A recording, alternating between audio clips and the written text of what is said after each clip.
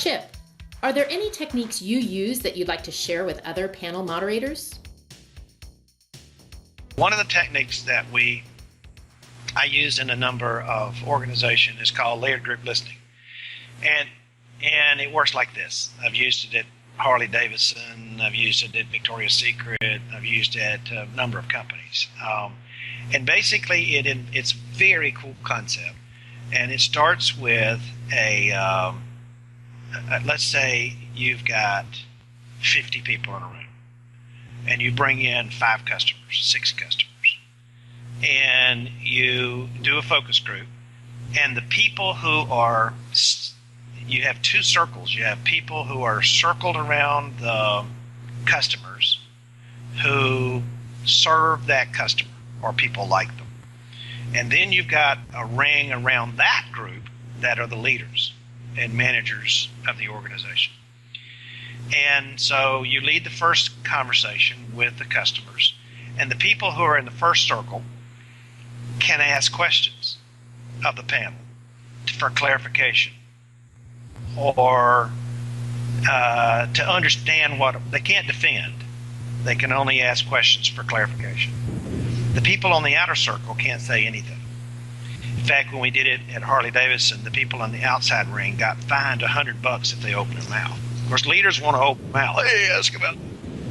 But I did give the people who are on the outer circle a chance to come send me a card, ask them this. So that could be interjected. They're dying to ask question can be interjected. Then, this is the cool part, then the customers leave. Let's say it's an hour conversation. Then the customers leave, and now the frontline people move to the table in the middle where the customers were. And the people who are in the outer ring, the managers, move to that first circle. Now you lead a second panel discussion with the frontline people, reacting to what they heard. And now the leaders can only ask questions for clarification. And so then, once you finish that, there is a problem-solving discussion that goes on with everybody to say, here's what we heard, what are we going to do about it, how are we going to fix it. When we did it at Victoria's Secret, they brought the customers back to participate in the problem-solving with everybody in the room. Yeah, and so sometimes you do, depends on kind of dirty linen that got aired in the process. But sometimes you bring the customer back, sometimes you don't. It depends on the organization and what they want. But the fact that you're trying to listen through layers is very much helpful learning.